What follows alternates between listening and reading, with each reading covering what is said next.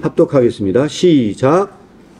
사랑은 오래 참고 사랑은 온유하며 투기하는 자가 되지 아니하며 사랑은 자랑하지 아니하며 교만하지 아니하며 무례히 행치 아니하며 자기의 유익을 구하지 아니하며 성내지 아니하며 악한 것을 생각지 아니하며 불의를 기뻐하지 아니하며 진리와 함께 기뻐하고 모든 것을 참으며 모든 것을 견디며 모든 것을 믿으며 모든 것을 견디느니라. 아멘. 예, 이 말씀을 가지고 7개를 한번 나누도록 하겠습니다. 나누기 전에 잠깐 제가 기도하겠습니다. 주님, 오늘 이렇게 사랑의 사도라는 제목을 가지고 말씀을 나누고자 합니다. 이 말씀을 나눌 때 우리가 세상 가운데서 사랑으로 이 세상을 변화시킬 수 있도록 함께 하시고 이 카리스 교회가 그 사역을 감당함에 부족함이 없도록 함께 하여 주시옵소서. 예수님의 이름으로 기도합니다. 아멘. 예, 오늘 7가지 질문을 간단히 하도록 하겠는데요. 이 질문을 나누기 전에 지난주 이야기한 게 머릿속에 안 들어있으면 좀 사실 좀 이야기가 나누기가 좀 어려울 수도 있어요. 그래서 지난주에 뭐 했는지 혹시 우리 어린이들 기억나는 거 있어요? 기억 하나도 안 나요? 네, 사랑만 덕을 세운다는 내용을 가지고 이야기를 나눴어요. 그러니까 사랑만 덕을 세운다고 얘기할 때 우리가 기독교에서는 가장 중요한 게 하나 있다고 했어요. 우리가 니체와 기독교를 비교한 적이 있어요. 그렇죠? 가장 큰 근본적인 차이가 뭐였을까요? 혹시? 네. 일단 창조자가 되려면 어떻게 된다고 했습니까? 니체는 창조자가 되려면 먼저 다 무너뜨려야 된다고 그랬어요. 다 때려부셔야 된다고 그랬어요. 그런데 사랑이 덕을 세울 때는 파괴할 게 있나요, 없나요? 없다고 그랬어요. 왜냐하면 이미 그 사람 속에 사랑이 들어있음을 전제하기 때문에. 그래서 부실 게 없다고 그랬어요. 이거를 기본적으로 놓지 않으면 이 다음 이야기가 진행하기가 좀 어렵습니다. 가장 중요한 거 이 말씀 하나 드리고 넘어가도록 하겠습니다. 자, 그러면 오래 참는 것이 어떻게 덕을 세우는가를 한번 이야기를 나눠보도록 하겠습니다. 오래 참는 것이 어떻게 덕을 세울까요? 자, 혹시 아리나라는 오래 참는 게 어떻게 덕을 세우죠? 말할 수 있어요? 없어요? 오래 참는 것은 어떻게 덕을 세울까요? 자, 간단하게 한번 보고 여긴 제가 작업을 안 하고 넘어갔는데요. 오래 참는 것이 덕을 세우는 이유는요, 간단하게 설명을 드릴 수 있을 것 같습니다. 오래 참는 것이 덕을 세운다는 것은 어떤 의미라고 저는 개인적으로 생각을 하냐면요, 이렇습니다. 오래 참는다는 건요, 상대방의 마음 속에 사랑이 전제하고 있을 때만 그 사랑을 더 세우기 위해서 세우는 사람은요, 오래 참습니다. 혹시 좀 설명이 됐는지는 잘 모르겠으나 만약에 그 사람 속에 사랑이 있다고 가정하지 않을 경우는요, 참을 이유가 아무것도 없습니다. 그 잘못된 것을 제거해야 되고요, 굳이 오래 참을 이유가 존재하지 않습니다. 그런 점에서 사랑이 상대방 속에 사랑이 있다는 것을 전제할 때만 오래 참을 수 있고요, 그때 그 사람 속에 들어있는 덕을 세웁니다. 예, 이거는 간단하게 이렇게 설명하고 넘어가도록 하겠습니다. 자기의 유익을 구하지 않는 것이 어떻게 덕을 세우는가? 자, 자기의 유익을 구하지 않는 것이 어떻게 덕을 세울까요? 이것도 한번 좀 이해하기 쉽게 설명을 드리기 위해서 이번에는 제로섬 게임을 설명을 해놨습니다. 자, 이 제로섬 게임을 네이버에 쳐봤더니 이렇게 설명을 하고 있어요. 게임에 참가하는 양측 중 승자가 되는 쪽이 얻은 이득과 패자가 되는 이익 쪽이 다 이게 합하면 0이 된대요. 그래서 0이 되는데 그때 내가 10을 얻으면 상대가 10을 잃는 거예요. 그래서 합치면 이게 잃은 거 얻으면 하면 0이 돼요. 자, 이 제로섬 게임에서 만약에 이게 모든 세상이 제로섬 게임이다 라고 한다면 어떤 일이 벌어질까요? 무조건적으로 살기 위해서는 뭐를 해야 될까요? 무조건적으로 살기 위해서는 뭘 해야 될까요? 이익을 챙겨야 됩니다. 이익을 챙겨야 돼요. 그러면 이 제로섬 게임에서 가장 손해를 보는 사람은 누가 손해를 보느냐? 자기의 유익을 구하지 않는 사람입니다. 네. 그런데 자기의 이익을 구하지 않는 사람이 어떻게 덕을 세울까요? 네. 좀 어려운가요? 네. 저는 이렇게 생각을 합니다. 이 사회는요, 꼭 제로섬 게임만을 만들어 가려고 하는 것 같지는 않아요. 그래서 제가, 직장 생활 하면서, 이 플랫폼 기업을 공부를 하다가 재밌는 걸 하나 공부를 하게 됐어요. 이 일반적인 기업들은 거의 제로섬 게임에서 이 사업을 한대요. 그래서 어쨌든 이익을 챙기기 위해서 하거든요. 그런데 이 플랫폼 기업의 가장 큰 특징이 혹시 뭔지 아시는 분 있어요? 카카오나 네이버나 뭐 이렇게 우리 보통 카카오 대표적인 게 우리 카카오톡 많이 생각을 하잖아요. 이 카카오톡은 처음에 나눴을 때 굉장히 획기적이었다고 얘기를 했어요. 왜 획기적이냐? 모든 게 다 무료예요, 무료. 이 플랫폼 기업은 이익을 챙기려 하잖아요. 그런 점에서 이 제로섬 게임하고는 뭔가 느낌이 다른 것 같아요. 분명히 우리는 카카오톡의 가장 핵심적인 서비스를 하고 있음에도 불구하고 이거를 다 무료로 사용하고 있다는 거예요. 네. 혹시 아시는 분 있어요? 이 플랫폼 기업의 가장 큰 특징. 요 제로섬 게임에 좀 반대되는 말인데요. 혹시 아시는 분 있어요? 네. 반대되는 말이요. 그 윈윈 전략입니다. 윈윈 전략. 그래서 이 플랫폼 기업은요, 특징이 뭐냐면요, 다 함께 살고자 한대요.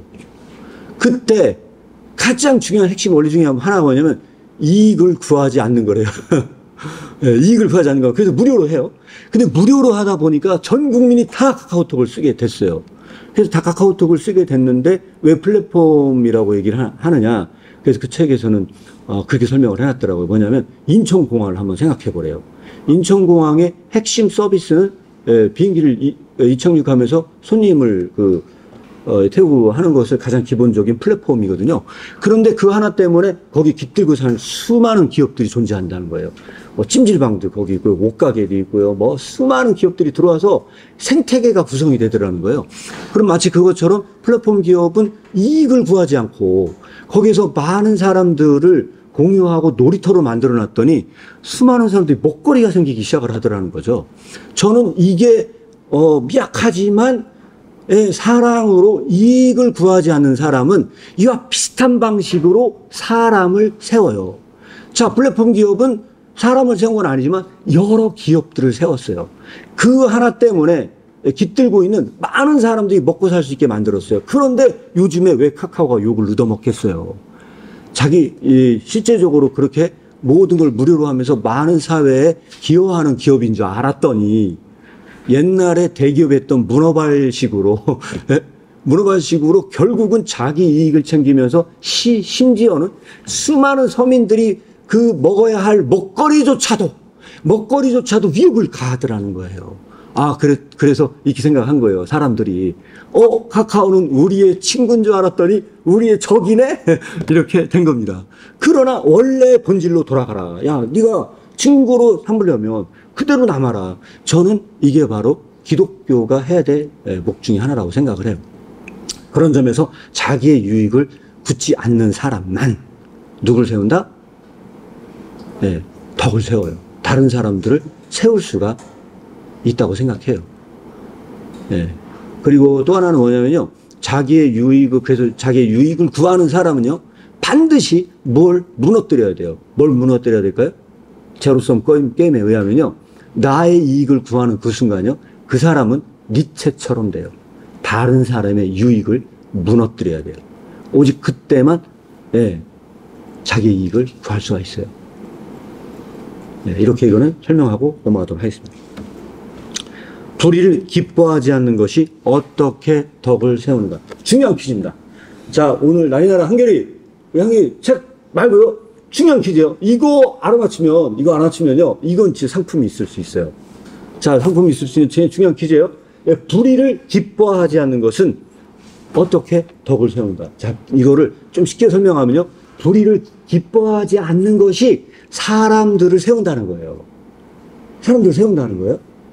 어째서 그럴까요? 이거를 이해하기 쉽게 다음 질문으로 한번 바꿔볼게요. 불의를 기뻐하는 사람은 누구일까요? 자, 이게 오늘 중요한 핵심 퀴즈입니다. 자, 그러면 아까 불의를 기뻐하지 않는 것이 덕을 세운다고 얘기를 했는데, 그 불의를 기뻐하는 사람은 누구일까요? 자, 알아봐 주실 사람. 네, 불의를 기뻐하는 사람은 누구일까요? 누가 불의를 가장 기뻐할까요? 악한 사람? 누가 불의를 가장 기뻐할 것 같습니까? 힌트는 여기에 철조망을 넣어놨는데 이게 힌트예요. 자, 누가 불의를 가장 기뻐할까요? 네. 불의 누가 가장 기뻐하죠? 군인. 군인이요? 예, 군인. 박수! 박수. 예. 만약에 이보다 더 좋은 대답이 없으면 맞은 걸로 할 거예요. 이보다 더. 군인일 수 있어요, 진짜로. 불의를 기뻐하지 않는 사람이 군인일 수도 있어요. 또 혹시 더 좋은 대답을 하시는 분 있어요, 혹시? 예. 불의를 기뻐하지 않는 사람이 덕을 세워요? 그러면 지금 나리말로 얘기하잖아요? 그 불의를 기뻐하지 않는 사람이 덕을 세우는데 불의를 기뻐하는 사람이 군인이래요. 만약 그런 방식으로 얘기한다면 군인은 덕을 세울 수가 없다는 이야기예요. 그렇죠? 예. 혹시 불의를 기뻐하지 않는 사람 또 누구일까요? 좀 어렵죠? 불의를 기뻐하지 않는 사람은 누구일까요? 기뻐하는 사람은 누구일까요? 하지 않는 게 아니고 불의를 기뻐하는 사람은 누구일까요? 변호사. 네? 변호사요? 자, 이 변호사. 박수 한번 막하요. 변호사도 맞는 것 같습니다. 예, 변호사도 맞을 수 있을 것 같아요. 예, 박수 한번 박수, 일단 박수 부탁드리겠어요? 변호사일 수도 있을 것 같아요. 불의를 기뻐하는 사람이 변호사일 수도 있어요. 왜 그러냐면, 불의가 생길 때만 일단 돈을 벌 수 있어요. 1차적으로 변호사는 불의가 없는데 돈을 안 벌 수. 사람들이 다 착하게 살면 이 돈을 벌 수가 없는 부분들이 있어요. 그래서 불의가 생겼다 하면은 일단 변호사가 가장 기뻐할 수 있을 것 같아요. 그런데 여기서 변호사를 잘 말씀해 주셨는데요. 이 의도가 아니고요. 변호사는 더 충격적으로 불의를 기뻐하지 않을 수 있어요. 그 다음이 얘기가 이제 그 얘기입니다. 아직 답을. 네. 같이 한번 읽어봐도 좋을 것 같아요. 읽어보겠습니다. 시작. 무너뜨리거나 적어도 무너뜨려야 할 필요가 있는 생각을 통해 중요해지고 대단해지기를 바라는 자. 그래서 변호사도 가능성이 있다고 봅니다. 변호사는 이 불의를요, 무너뜨렸을 때만 그의 명성이 올라가요. 그래서 그의 명성이 올라갔을 때 그는 대단한 자가 돼요. 이런 방식으로 불의를 기뻐하는 자에게는요, 덕을 세울 수 있다는 거예요? 없다는 거예요? 성경은 이 사람은 덕을 세울 수 없다고 말하는 겁니다. 왜냐하면 사랑은 무너뜨릴 게 있다고 했어요? 없다고 했어요? 사랑을 무너뜨릴 게 없다고 했는데 불의를 기뻐하는 사람은 먼저 무너뜨리려 하기 때문이에요. 그래서 이 사람은 덕을 세울 수가 없습니다. 자, 우리 나리나라 한결이 좀 이해가요? 어려워요? 네, 어렵대요. 다음에 다시 한번 이야기 나눠야 될 것 같아요. 넘어가겠습니다. 자, 모든 것을 참는 것이 어떻게 덕을 세우는가? 자, 모든 것을 참는 것은 어떻게 덕을 세울까요? 자, 아까 오래 참는 것하고 이게 중복되는 부분이기 때문에 요거는요, 제가 이제 그 설명으로 좀 대체를 하겠습니다. 예, 이거는, 결국은 사랑이 궁극적으로 모든 곳에 있음을 발견하기 위해서. 다른 방식으로 설명을 드리자면, 사랑이 궁극적으로 모든 곳에 있다고 하는 것을 발견할 사명이 있는 사람은요, 모든 것을 참습니다. 간단하게 이것을 잘 음미해 보시면 아마 이해가 가실 겁니다. 이게 바로 그래서 참습니다. 사랑이 존재하지 않는다는 것은 존재하지 않는다고 전제하면요, 그때 토대를 빼앗는 것입니다. 저 사람 속에는 사랑이 없어 하는 그 순간 그 사람에 세워질 그 토대를 빼앗는 것이기 때문에 이 생각을 가지고 있는 크리스천은 끝까지 참습니다. 그래서 4가지 성경에 판타가 나와요. 지금 4가지 판타. 헬라어로 판타는요, 모든이란 뜻이에요, 판타. 뭐, 네 가지 판타가 나오는데, 그 네 가지 판타는 뭐냐면, 모든 것을 참으며, 모든 것을 믿으며, 모든 것을, 뭐였죠? 견디느니라. 하나 지금 제가 빼먹었는데, 그 네 가지를 우리가 다룰 예정입니다. 자, 이렇게 해서 이거 넘어가도록 하겠습니다. 모든 것을 믿는 것이 어떻게 덕을 세우는가? 자, 모든 것을 믿는 것 한번 보도록 하겠습니다. 모든 것을 믿는다는 건 뭐냐면요, 사랑이 보이지 않을 때예요. 자, 사랑이 보이지 않을 때 절망적입니다. 사랑이 보이지 않는 것처럼 보일 수가 있어요. 사랑이 자, 이거 잘 들으면 여기 영화가 나올 수가 있어요. 영화가. 자, 영화가 나올 수가 있는데 지금 영화를 보면은 이거를 설명할 수 있는 부분들이 있어요. 있는데, 자, 사랑이 보이지 않는 것처럼 보일 때, 우리는 과연 진짜 그럼에도 불구하고 사랑이 있다는 걸 믿을 수 있는가? 전 이게 굉장히 중요한 크리스천의 과제라고 생각을 해요. 영화를 제가 하나 넣었어요. 자, 영화를 넣었는데 이번 영화는 사실 시간 있으면 많이 보면 좋겠지만 제가 시간상 다 자르고 3분짜리로 만들었어요. 네. 자, 이 영화를 보고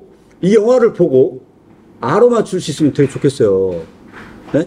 모든 것을 믿는, 여기 중요한 건 뭐냐면, 모든 것을 믿는다고 하는 것이 얼마나 중요한 건지를, 자, 여기, 여러분, 이 사람이 누군지 아세요? 우리 영화 안 봤죠, 이거? 예, 스타워즈 영화를 안 봤기 때문에 잘 모를 거예요. 나중에 한번. 네? 스타워즈 많이 본 적 없어. 자, 이 스타워즈 영화의 맨 마지막 장면은요, 굉장히 중요한 장면인데, 이거를 우리가 잘 다뤄야 된다고 생각을 해요. 이 영화를 이해하기 위해서 좀 설명을 드리면, 이 사람이 누군지 아세요? 아는 사람 있어요? 이 사람이 누구죠? 다스베이더라는 사람이에요. 이 사람은 악당이에요, 악당. 딱 봐도 이 사람 속에 사랑이 있을 것처럼 보여요, 안 보여요? 안 보여요. 이렇게 사랑이 보이지 않을 때예요. 저런 악당이 진짜 사랑이 없을 것 같아. 광선검 가지고 있는 사람은 악당이에요. 네, 악당이에요. 그럼 그 밑에 있는 저 광선검 들고 있는 사람은 누굴까요? 착한 사람인데, 중요한 건 뭐냐면, 저기 루크 스카이워커인데요. 저 사람은 누굴까요? 원래는요, 저 악당도 옛날에 착한 사람이었어요. 악당에게 정신이 팔린 거예요. 그래서 나중에 다 죽으려고 하는 사람을 살리거든요. 그럼 저 밑에 있는 저 사람은 누군지 아세요? 잘 모르죠? 저 밑에 있는 저 사람이 주인공인데, 저 사람이요, 저 악당의 아들이에요. 저 악당의 아들이라는 걸 나중에 늦게 알아요. 그래서 충격을 받아요. 아빠하고 아들하고 싸우는 맞아요. 아빠하고 아들하고 싸우는 거예요. 네, 아빠하고 아들하고 싸우는 건데, 이 아빠하고 아들하고 싸우는 맨 마지막 장면을 보여주려고 하는 거예요. 알았죠? 자, 이 맨 마지막 장면을 봅니다. 이 맨 마지막 장면을 보는데, 이거를 보고 오늘 우리가 사랑은 보이지 않을 때도 모든 것을 믿는다는 걸 한번 생각해 보려고 해요. 자, 그러면 한번 영화를 감상을 해보도록 하겠습니다. 소리가 잘 날지는 모르겠으나, 네, 한번 보도록 하겠어요.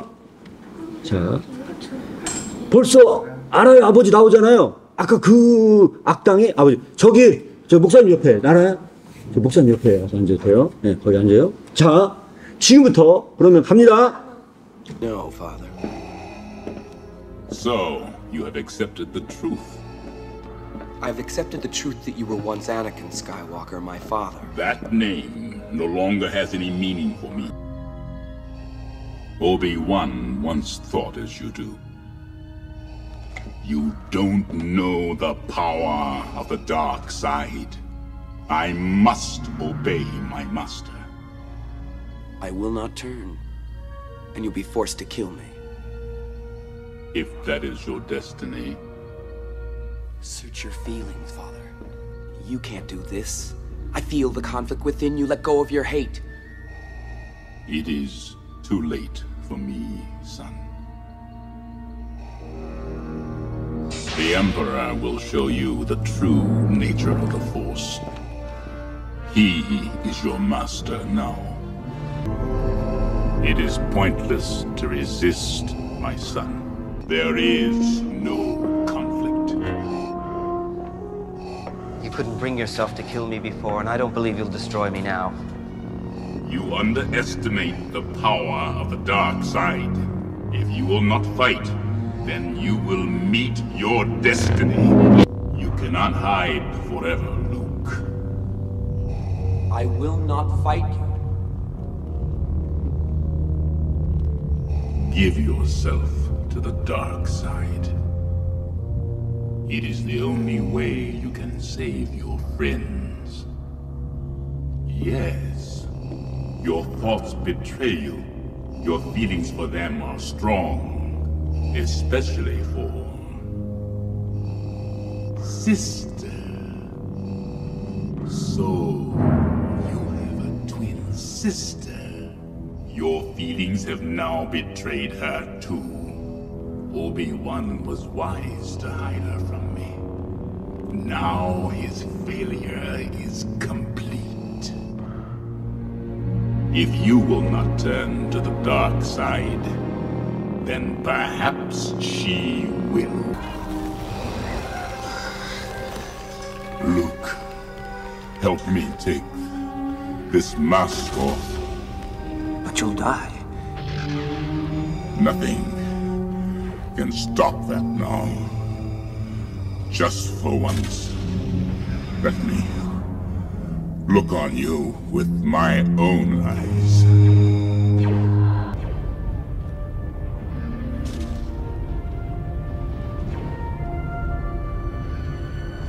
Now, go, my son. Leave me. No, you're coming with me. I'll not leave you here. I've got to save you. You already have. Luke. You were right. You were right about me. Tell your sister. You were right.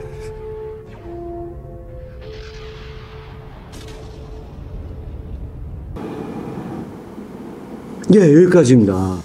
예, 이야기를 이게 다 잘랐어요. 잘라서 예, 이렇게 했는데 예, 중요한 퀴즈가 하나 있어요. 중요한 퀴즈. 자, 여기서 저 아빠는 악당이었고요. 내 아빠가 악의 소굴의 두목이었다는 걸 봤어요. 그리고 항상 저 헬멧을 쓰고 다니다 마지막 진짜 아버지 얼굴을 본 거예요. 그리고 그 아버지는요, 계속 칼을 들고 싸우기를 원해요. 그리고 분노를 끌어올리라고 이야기를 해요. 퀴즈, 중요한 퀴즈입니다. 여기에서 주인공 루크는요, 어떤 싸움을 한 것일까요? 주인공 루크는 아빠, 영적인 싸움, 박수! 영적인 싸움. 왜 영적인 싸움을 한 거예요? 영적인 싸움을 한 건데, 중요한 건 여기서 맨 마지막에 자, 저기 루크 스카이 아버지가 얘기를 해요. 네가 날 구원한 거라고. 네가 날 구원한 거라고 이랬어요. 그러면 예, 거기다가 딱 쓰고 이 목소리도 변질됐다가 딱 벗으면서 진짜 세계를 본 거예요. 그걸 썼을 때까지는요, 어쩌면 아예 안 보는 게 아니고 그 세계는요, 변질된 세계일 수도 있어요. 눈은 있으나 진짜 세계를 볼 수 없는 눈을 가졌던 거예요. 그런데 네. 그 헬멧을 벗는 그 순간 진짜 세계를 봤는지도 몰라요. 근데 이거 상처 하나 있네. 예, 싸우다 난 상처고, 옛날에 영화를 다 못 봤지만 몸이 반이 딱 잘라져서 사실은 다 죽은 거를요, 악당이 살려서 저렇게 만들어 놓은 거예요. 기계인간으로 만들어 놓은 거예요. 아, 기계인간으로서 툭으로. 네, 그래서 그런 거예요. 그러면 중요한 퀴즈입니다. 중요한 퀴즈. 루크는 아버지를 뭐로부터 구원한 걸까요? 악한 영. 악한 영? 박수! 악한 영. 좋습니다. 악한 영 구원한 거예요. 그런데 그렇게 하기 위해서 루크는 싸움이 달랐어요. 싸움이 달랐어요. 아버지와 광선검으로 싸우지 않았어요. 아버지와 광선검으로 싸우지 않았잖아요. 그럼 이 싸움은 어떤 싸움이었던 걸까요? 어떤 싸움이었죠, 이 싸움이? 발로만 비슷한 거. 네? 말로만 싸우지. 말로만 싸운 게 아니에요. 여기 더 중요한 의미가 하나 있어요. 오늘 눈에 보이지 않는 것과 관련이 깊어요. 눈에 보이지 않는 것과 관련이 깊은데 이 싸움은 어떤 싸움이었을까요? 광선검으로 싸우지 않았어요. 루크는 뭘로 싸웠을까요? 네? 악으로 싸우지 않았어요. 아, 선으로 싸우. 선으로 싸웠어요? 일단 박수. 선으로 싸웠어요? 그런데 여기서 이 선으로 싸우기 위해서는 그 선이 무엇을 믿어야 해요? 사랑. 사랑? 네? 사랑. 아니요, 사랑이라만 말하면 안 되고요. 이 선이요, 무엇을 믿고 있어야만 이 싸움은 성립이 되는 거예요. 오늘 이게 이 영화의 가장 핵심 포인트예요. 악을 이긴다. 네? 선이 악을 이긴다. 선이 악을 이긴다보다 더 중요한 게 하나 있어요. 그보다 더 중요한 게 있어요. 영화에서 말하고자 하는 바는요, 저 여기 들어있다고 보거든요. 제 해석이에요. 그냥 그럴 수도 있는데, 제가 이걸 보고 제 해석인데, 여기에서 이 선이 이 악을 이길 수 있기 위해서는요, 가장 중요한 게 하나 필요해요. 네? 네, 그건데, 그것도, 완전한 악 속에도 네. 아주 작은 사랑이 존재할 수 있다. 박수! 당연한 목사님이 말씀해 주셨어요. 여기서 진짜 중요한 건 뭐냐면, 루크는요, 저 대화 속에서 뭘 믿었냐. 아버지가 아무리 악당의 앞잡이가 돼 있었어도 아버지는 절 죽일 수 없어요. 절대로 그럴 수 없어요. 왜? 아버지 속에는 아직도 날 사랑하기 때문에. 그 사랑이 아버지 속에 아직도 있어요. 그래서 절대로 절 죽일 수 없죠. 그래서 저는 칼을 내려놓습니다. 아버지가 아무리 악당의 속으로 우두머리가 됐다 할지라도 아버지는 절대 저 못 죽입니다. 그래서 저는 칼을 내려놓습니다. 할 만큼 악에게도 사랑이 존재하고 있다는 걸 믿을 수 있나요? 이게 저 이 주제가 들어있다고 생각해요. 네? 진짜 그 악이 사랑이 있다는 걸. 아무것도 보이지 않는 그곳에서 그는 칼을 딱 내려놔요. 그때 아버지가 흔들려요. 생각이 흔들려요. 그리고 아버지가 유일하게 그 순간에, 영화를 보시면 알겠지만요, 아버지가 떨려요. 그 순간에 아버지가 떨려요. 그러다가 막판에 그 악이 아들을 공격해요. 아버지가 공격을 못하고 있으니까 악이 공격을 해. 악이 공격을 하니까 그걸 보고 있던 아버지가 고민을 하다가 아들 편에 설 것이냐 계속해서 악 편에 설 것이냐 에서 도약이 이루어집니다. 그 악이요, 악을 끊고 그 눈꽃만큼 남아있었던 사랑을 끌어올려서 그 악을 집어 던지게 해요. 그런데 그때 루크는요, 폭력을 쓰지 않았어요. 단지 악끼리 싸웠을 뿐이에요. 폭력을 쓰지 않았고, 그런 방식으로 루크는 아버지를 구했어요. 이때 믿음은 보이지 않는 곳에서 모든 것을 믿어요. 모든 것을 믿어요. 아직도 사랑이 있음을 믿어요. 그래서 그 위험천만한 상황에서 광선검을 내려놔요. 그런데 그 스타워즈 영화에서 가장 중요한 게 뭐냐면요, 제다이가 되기 위한 자격 조건이 있어요. 그 제다이가 되기 위한 자격 조건, 제가 기억하기로는요, 포스의 힘을 이용하는 거예요. 포스의 힘. 빨간색 광선검이 더 힘이 세지 않나? 빨간색 광선검이 더 힘이 센 것 같아요. 자, 그렇지 않아요. 광선검에는 힘이 없어요. 엄밀하게 얘기하면 광선검에는 힘이 없어요. 그냥 광선인가? 그러니까 뭐에 힘이 있냐? 광선검을 쓰는 자에게 힘이 있어요. 그래서 광선검을 쓰는 자가 진짜로 그 힘을 잘 컨트롤하기 위해서는 폴스의 힘을 이용할 수 있어야 돼요. 이걸 기독교적으로 이야기하면요, 성령의 힘을 이용할 줄 알아야 돼요. 그 성령의 힘을 이용할 줄 알아야 되거든요. 그때 이 제다이가 다스려야 될 가장 큰 덕목 중에 하나가 뭐냐면요. 분노를 다스리는 거예요. 그런데 그 다스레이더가 된 아버지는요. 분노를 다스릴 수 없어서 결국은 악의 앞잡이가 됐고요. 네? 지금 맨 마지막 저 시험도요. 분노를 다스리는 시험이었어요. 자, 이것이 오늘 우리가 나누고자 하는 굉장히 중요한 또 이 사랑이 덕을 세울 때. 이때 그러면 루크는 누구를 세웠을까요? 누구를 세운 거예요? 결국은 누구를 세운 거예요? 아버지를 세운 거예요. 그는 아버지를 단 한 번도 무너뜨리지 않고 세웠어요. 물론 싸우다 보면 손도 잘리고 막 그런 많은 그 혈투들이 있어요. 궁극적으로 루크는 아버지를 세웠습니다. 바로 이것이 오늘 우리 이 복음의 메시지가 전달해주는 부분이지 않나라고 생각이 들어서 한번 여러분들에게 소개를 드렸어요. 자, 모든 것을 바라는 것이 어떻게 덕을 세운가? 자, 모든 것을 바라는 건 어떻게 덕을 세울까요? 자, 모든 것을 바라는 것은요, 바로 이겁니다. 모든 것은 이 사랑이 보이지 않을 때 정반대로 보일 때가 있을 수 있어요. 네?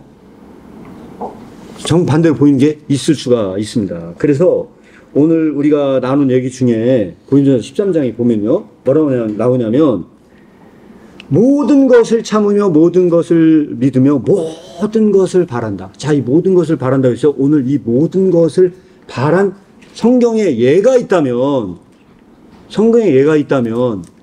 저는 그것이 탕자라고 생각을 해요. 탕자의 아버지는요, 탕자가 허랑방탕할 때도, 그가 개망나니 짓을 할 때도 아버지만은요, 그가 얼마나 망가진 아이인지를 다 알았어도 모든 것을 바라고 있었어요. 그래서 정확하게 이 아버지와 대비되는 인물을 뽑아라. 그럼 누구냐면 그것이 큰아들이에요. 큰아들은 다 알았어요. 알았음에도 불구하고 동생을 세우지는 못했어요. 그런데 아버지만 모든 것을 바랐고요. 그래서 그 아들을 무너뜨리지 않고 세울 수 있었어요. 자세한 얘기는 다 말씀을 드릴 수는 없겠으나 이 돌아온 탕자는 그 대표적인 예 중에 하나다. 자, 모든 것을 견디는 것이 어떻게 덕을 세울 수 있는가. 마지막 이 주제로 넘어왔습니다. 여기에 보면은 네 가지 판타가 있다고 했어요. 모든 걸 참으며 모든 것을 믿으며 모든 것을 바라며 7절에 모든 것을 견딘다고 이야기가 나옵니다. 모든 것을 견딘다. 자, 여기서 모든 것을 견딘다. 마지막으로 우리가 이야기를 해보도록 하겠습니다. 모든 것을 견딘다고 했을 때 퀴즈, 중요한 퀴즈 하나 내도록 하겠습니다. 모든 것을 견딘다 해서 가장 중요한 우리가 사람을 세우는 원리가 하나 나온다고 생각을 해요. 어떤 사람이 악을 견딜 수 있을 거예요. 악한 사람이 힘들게 할 때 그 악을 견딜 수 있을 거예요. 그럼 그 경우는 사랑으로 사람을 세울 수 있을까요? 없을까요? 있을까요? 없을까요? 제가 어제 여기서 이제 말씀 준비를 하려고 있는데 어떤 여기 공부를 하러 왔던 젊은 청년이 한 영상을 보내줬어요. 영상을 보내줬는데 그 영상을 보내주면서 그 잘잘법이라는 유튜브에 거기 굉장히 유명한 교수님이세요. 근데 그 교수님이 보내온 영상을 보면서 그 말씀 해석이 자기는 영 불편하다는 거예요. 그 말씀 해석은 뭐였냐면 산상수훈의 해석이었는데 네가 왼뺨을 맞으면 오른편을 돌려대라 이거 있지 않습니까? 이 윤리적으로 진짜 해석하기가 난제 중에 하나인데 이거를 해석을 한 거예요. 근데 그분은 참 기막히게 말씀을 해석을 했습니다. 이 친구는 너무 불편하다는 거예요. 너무 불편하다고 얘기를 하는데 오늘 이거와 연관된 것에서도 좀 불편한 건 있어요. 제가 봤을 때 불편한 건 있는데 여기서 제가 왜 이 말씀 드리냐면 악을 견디는 것. 마치 그분은 무슨 설명을 했느냐. 왼뺨을 쳤는데 오른뺨을 들이대고 오리를 가면 십리를 가는 것이요. 마치 이 악을 견뎌야 하는 것처럼 설명을 하고 있어요. 이게 뭐냐면 이 악이 다라는 얘기가 아니고 그리 저항한다는 거예요. 그 악을 막아낸다는 거예요. 그래서 그 악을 끝까지 견뎌야 하는 것처럼 보일 때, 자, 중요한 퀴즈입니다. 여기서. 중요한 퀴즈인데 그게 뭐냐? 만약에 이게 그런 의미에서 그걸 견뎌야 하는 것이라면, 자, 요번은 다수결로 결정하도록 하겠습니다. 그러면 사랑은 덕을 세울 수 있는가? 이렇게 했을 때 이 모든 것을 견디는 것은 덕을 세울 수 있는가? 라는 부분에서 제가 거수로 한번 결정해 보도록 하겠습니다. 자, 그렇게 악을 참아낼 때, 견뎌낼 때 덕을 세울 수 있다. 한번 손 들어보세요. 덕을 세울 수 있다. 네. 네. 자, 그러면 세울 수 없다. 한번 손 들어보세요. 세울 수 없다. 아, 세울 수 없다는 한 명 더, 한 명 손 들었어요. 자, 이유를 한번 혹시 말씀해 주실 수 있을까요? 이유. 세울 수 없다. 악을 네. 참는 거. 네. 그렇게 해석되면 네. 저항을 할 수 없기 때문에 네. 네. 그것으로 인해서 더 많은 사람들이 네. 네, 악으로 인한 피해자가 될 수 있고 네. 네. 방치하는 것밖에 안 되기 때문에 네. 더 많은 사람을 살기 네. 위해서는 저항이 네. 필요하다 이렇게 생각이 듭니다. 네. 박수 부탁드리겠습니다. 자, 여기서 중요한 뭐냐면 여러분들 되게 긍정적으로 생각했어요. 이 악을 견디는 것이 사람을 세울 수 있다라고 하는 거는요. 다음 장면을 보고 여러분들 다시 한번 결정을 하면 어떨까 싶어요. 다음 거는 바로 이겁니다. 어떤 거냐면, 네. 아이의 장난기가 있어요. 자, 아이의 장난기가 있는데요. 엄마의 인내심은 악을 참는 것처럼 아이를 참는 것인가? 자, 여기에서 우리는 이 논의를 할 필요가 있다. 아이들이 장난기가 심해요. 우리 애들도 장난기가 너무 심할 때가 많아요. 그럼 그때마다 화가 나요. 물론 참을 수 없을 때는 화를 내고 소리도 질러요. 그런데 궁극적으로 뭐냐면 아이의 장난기에 대해서요.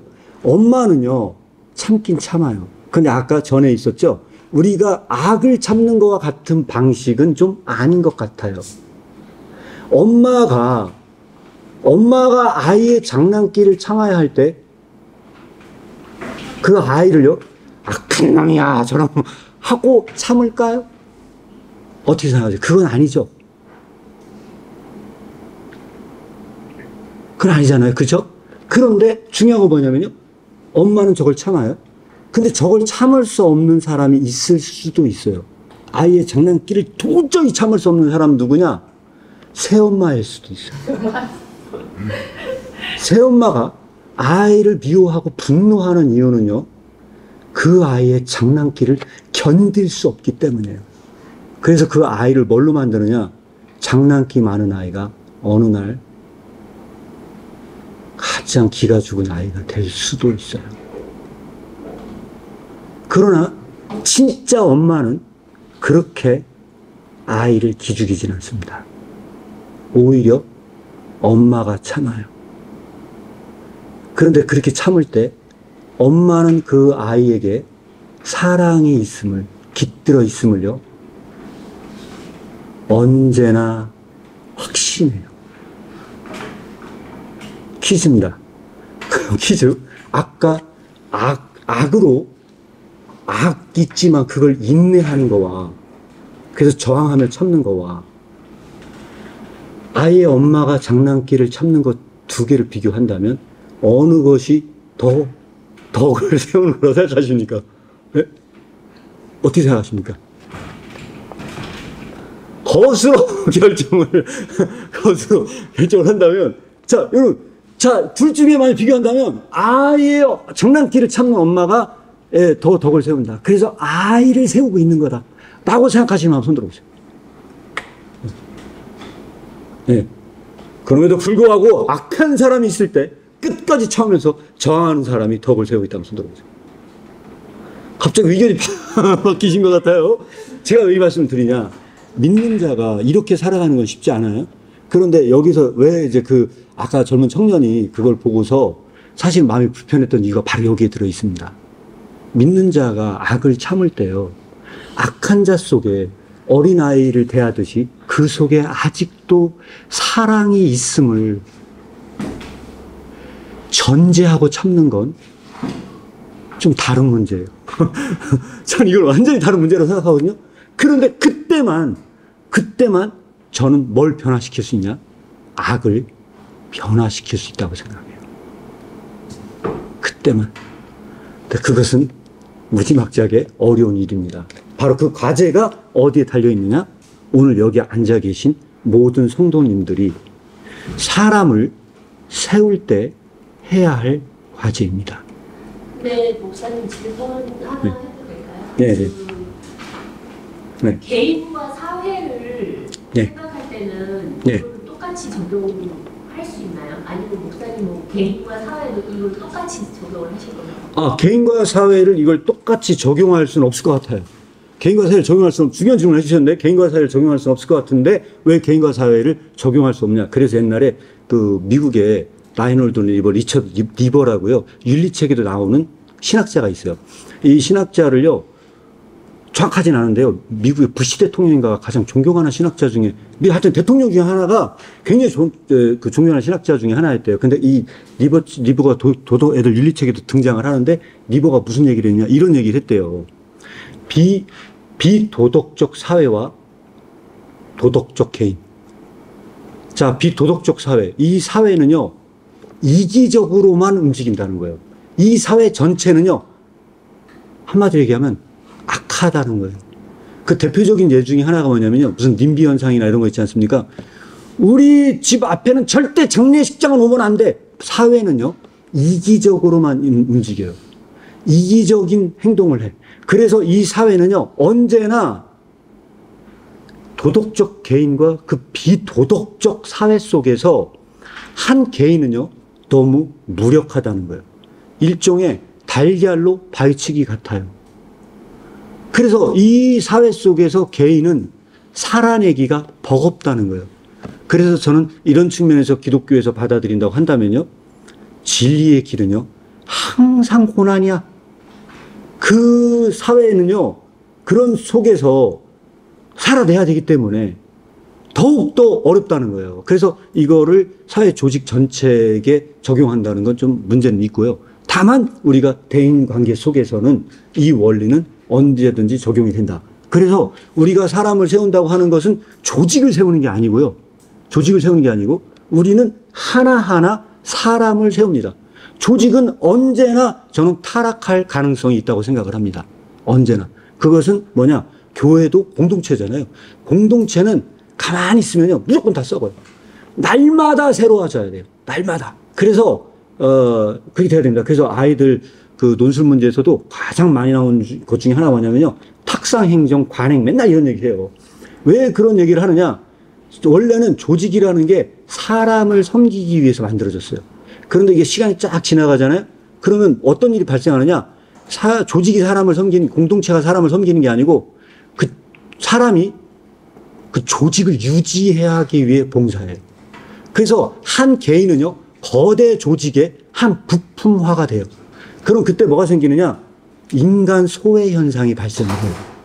그래서 인간이란 존재는 그냥 거대 조직을 세우는 하나의 기여하는 하나의 부품과 같은 존재로 전락했을 때 그것은 하나님이 원하시는 바가 아니에요. 하나님은 사람을 세우라고 했지 조직을 세우라고 명령한 바는 없어요. 그래서 이거는요, 조직을 세우는 원리가 아니고 한 개인을 사랑으로 세워가는 원리가 되어야 해요. 그런 점에서 이것은 중요한 부분들이 있다. 그래서 여기까지 7개를 제가 전부 다 말씀을 드렸어요. 여기까지 7개를 말씀을 드렸을 때 마지막 결론, 충격적인 결론 하나를 딱 짚고 넘어가고자 합니다. 충격적인 결론은 저는 마지막 우리가 한 3주 제가 이걸 말씀을 드렸는데 이 충격적인 결론은 바로 이겁니다. 사랑이란 사랑을 전제하는 것이다. 라고 결론을 지으려고 하는 겁니다. 설마 저 사람 저런 사람 속에 사랑이 있겠어? 설마? 하는 사람들 속에조차도 사랑하는 사람은 그 사람 속에도 언제나 사랑이 있음을 전제하는 게 쉬울까요? 어려울까요? 저는 그게 가장 어렵다고 생각을 해요. 가장 어려운데 근데 그렇게 하지 않으면요, 그 사람을 세울 수가 없어요. 없어요. 그렇기 때문에 이것은 우리가 앞으로 당면할 가장 어려운 과제가 될 겁니다. 제가 그 스타워즈 영화를 저 부사역할 때 굉장히 힘들었었어요. 목사님하고 대판 싸우고 제가 진짜 싸웠어요. 아무것도 아닌 일로 너무 힘들게 하는 거예요. 그래서 제가 싸우고 그만두겠다고 얘기했어요. 그랬더니 저보고 사직서를 써가지고 그래가지고 나 이혼기는 처음 봤다 해서 써가지고 갔어요. 그러나 그 밤에 너무 울적한 거예요. 울적해가지고 영화를 봐야겠다 싶어서 스타워즈를 보려고 이제 6편을 다 다운로드를 받았어요. 밤을 새서 봤어요. 제가 그날 밤을 새서 봤는데 이게 이제 스타워즈 영화를 1, 2, 3, 4, 5, 6으로 보는 게 아니고 3, 4, 5, 1, 2, 3 이렇게 보래요. 이게 마지막, 그리고 아까 그게 본 게 마지막 봤던 거거든요. 저 마지막 장면을 볼 때까지 제가 충격을 별로 안 받았어요. 근데 맨 마지막 장에 저걸 보다가 제가 스타워즈 영화를 보다가 제가 회개를 했어요.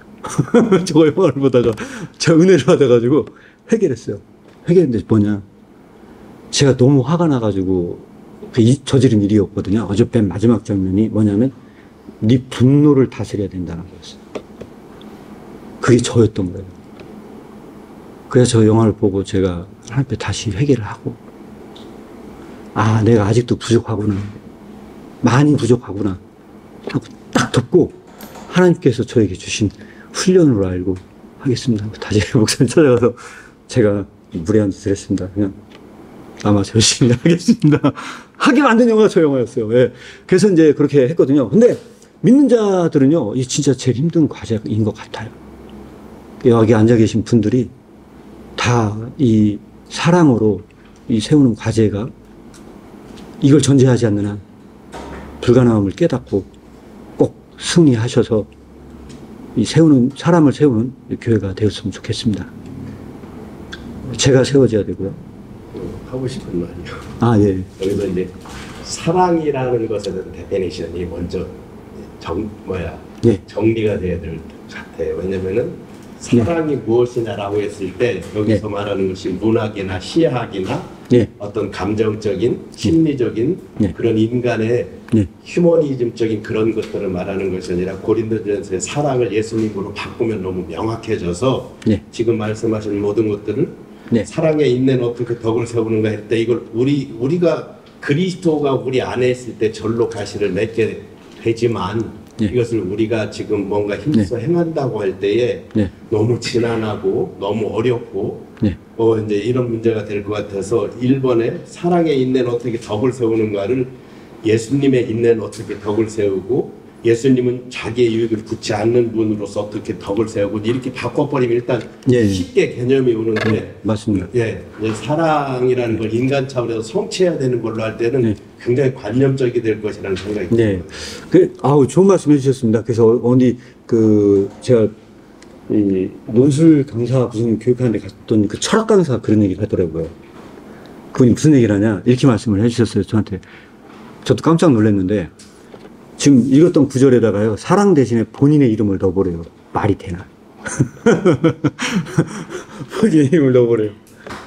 내 이름 석자를 넣어서 말이 되면은 그 사람 속에 사랑이 있는 거고. 만약에 힘들다 그러면 우리는 사랑한다는 게 얼마나 어려운 건지. 그래서 그걸 보면서 제가 느꼈어요. 아, 내가 아직 사랑이 없구나. 그래서 사랑이 없구나 할 때, 이 사랑이 없구나 할 때, 이 말씀은 분명합니다. 어떤 게 분명하냐? 너의 사랑이 덕을 세우는 게 아니야. 덕을 세우는 건 하나님의 사랑뿐이야. 네가 모든 걸 다 한다 했을지라도 네가 한 게 아니고 하나님의 사랑이 세운 거야. 그때 우리는 아무것도 아닌 자가 되는 거야. 그래서 많은 일을 하고도 아무것도 하지 않은 자처럼 있는 것. 그게 이 세상에서 가장 어려운 숙제입니다. 가장 어려운 숙제. 많은 것을 하고도 아무것도 안 한 것처럼 있는 것. 이게 아무것도 하지 않은 것처럼 있는 것. 그런 방식으로 있을 때만 사랑은 덕이 세워진다는 것. 이게 바로 여기에 앉아있는 모든 분들의 과제입니다. 예, 이렇게 오늘 세운다는 것이 무엇인지 아직도 뭐 드릴 말씀은 많이 있지만 여기까지가 서론이에요. 여기까지가 서론이고 앞으로 우리가 더 구체화된 것들로 사람을 세우는 원리에 대해서 또 나눌 수 있는 교회가 되었으면 좋겠습니다. 자, 이 시간에 우리가 예배를 마무리하기 전에 잠깐 기도 같이 하도록 하겠습니다.